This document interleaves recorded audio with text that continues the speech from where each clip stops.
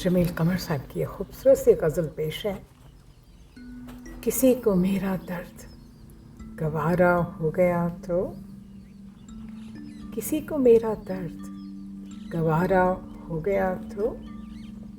तू ही मुझको जान से प्यारा हो गया तो, पहले प्यार का अभी खसारा बाकी है, और अगर ये काम दोबारा हो गया तो कभी कभी अनहोनी भी हो जाती है, कभी कभी अनहोनी भी हो जाती है। फर्ज करो वो शख्स हमारा हो गया तो, मैं बातों पर कायम रहने वाला हूँ,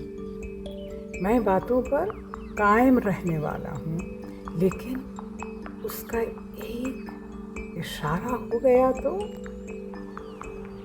जाने वाले ये भी ध्यान में रख लेना,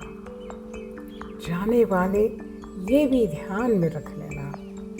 अपना तेरे बाद गुजारा हो गया तो,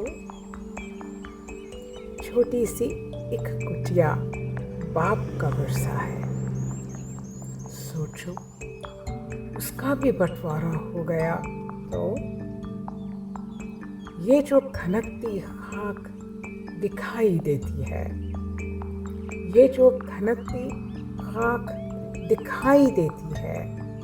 फिर से कमर ये मिट्टी गारा हो गया तो, फिर से कमर ये मिट्टी गारा हो गया तो,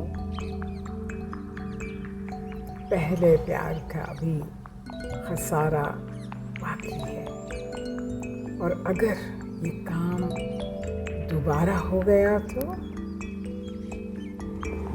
बहुत शुक्रिया।